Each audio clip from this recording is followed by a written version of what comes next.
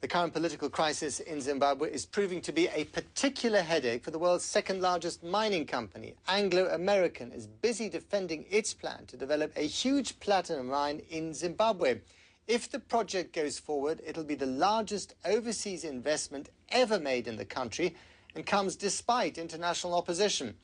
Louise Greenwood has more on the dilemma that the company now faces. It's 30 times rarer than gold, and its price has risen by more than half in the past year.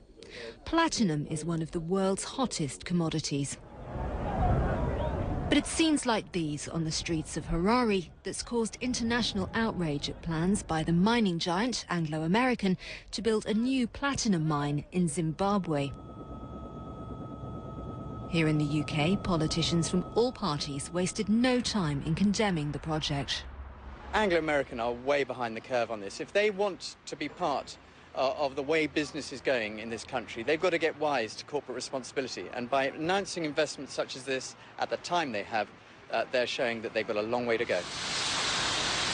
Anglo American has stressed that it's deeply concerned about the situation in Zimbabwe and condemns any abuse of human rights. But the company has also told the BBC that it has a responsibility towards its 650 employees in the country and hundreds of other contract workers whose livelihoods would be jeopardized if it pulled out.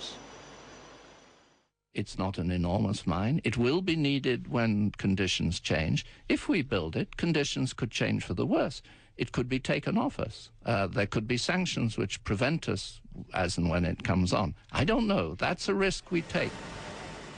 Platinum is used in catalytic converters to cut down on exhaust emissions.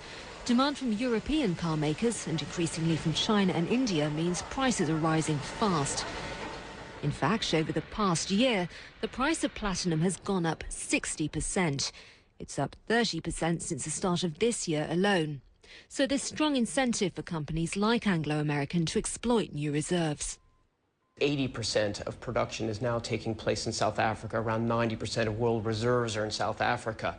And South Africa is being faced with very severe power shortages. So this is forcing firms to move further afield into more difficult environments in order to get access to platinum. Mr. Speaker, following... But with the Prime Minister, Gordon Brown, again urging the business world to reconsider any involvement in Zimbabwe, this deal looks set to be one of Africa's most controversial yet. Louise Greenwood, BBC News.